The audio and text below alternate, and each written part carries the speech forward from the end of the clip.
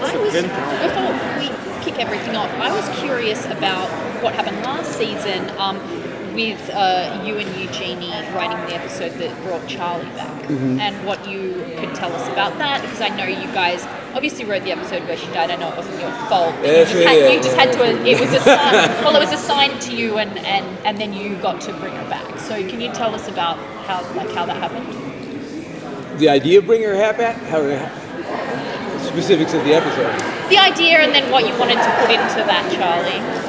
I think from the moment Charlie died, there was a little hole in the show. I think everybody felt it. I know we felt it. There was just that voice was missing. And I think once we opened up the possibility of an alternate world, everybody kind of said, gee, if this is a world of doppelgangers,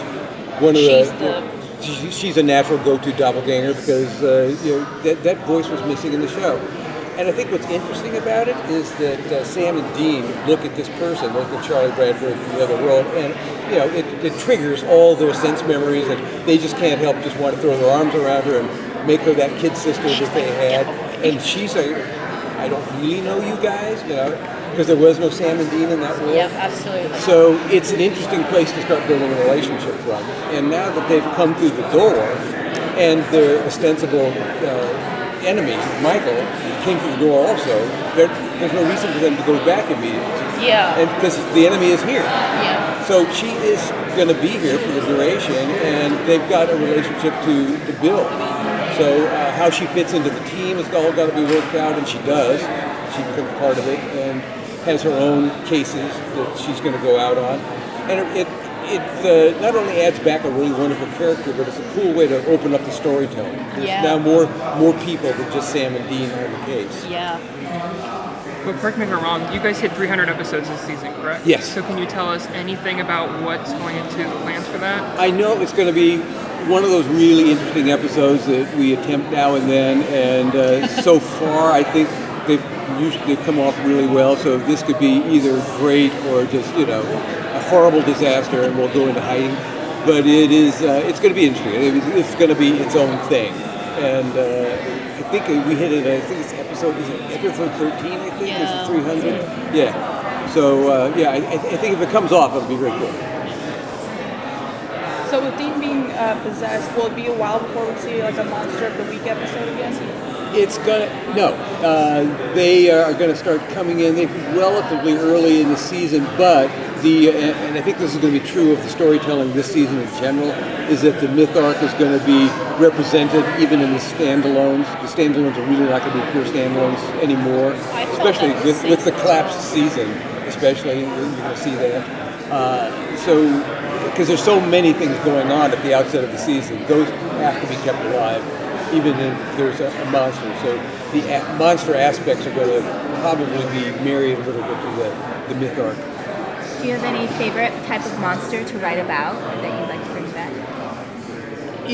I love the angel demon thing, because I think the politics of the angels in heaven and hell are so interesting.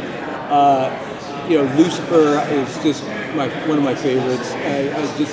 Because I think he's so complicated and interesting. I don't think this is somebody who gets up in the morning saying, how can I do evil today? I think he actually has a point of view.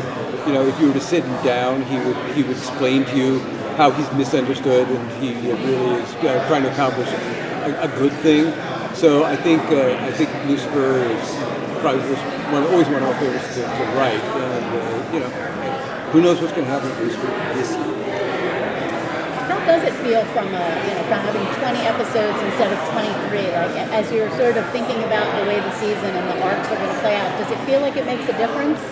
It's not that much of a difference between 20 and 23, particularly I think there'll probably be as many myth episodes as there always were, and as I said, I think they're going to be strung out more now through the quote-unquote standalones. Mm-hmm. So I think there's actually going to be a stronger sense of the storytelling. It's going to seem more cohesive this year than in past years, I hope.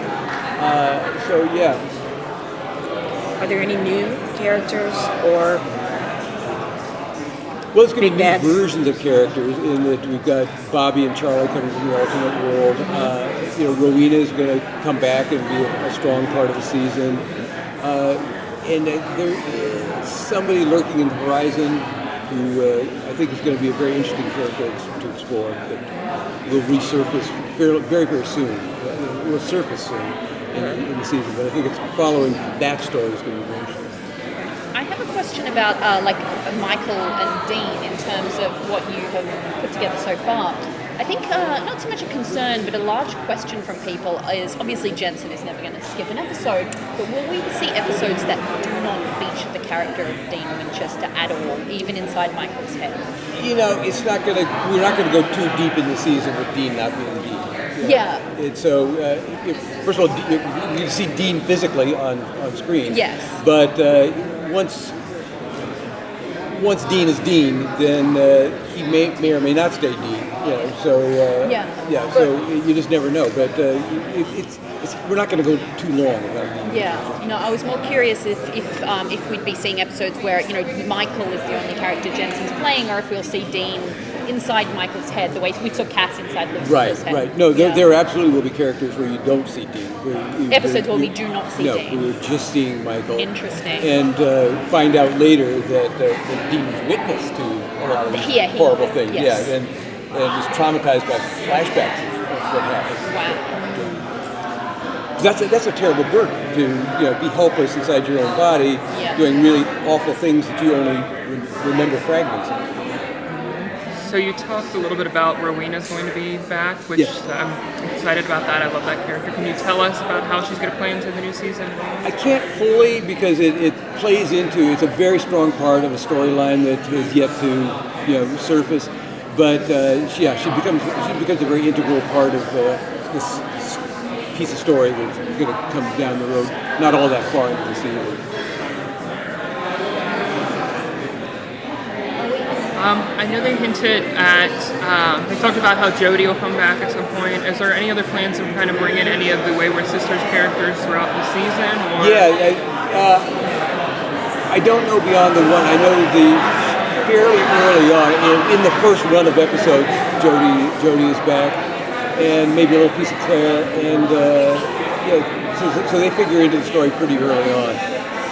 And I know that there's plans. Well, I know there's plans for another character from the show that comes up pretty quickly. So you're going to see pieces of that throughout the season. Thanks very much, guys. Thanks.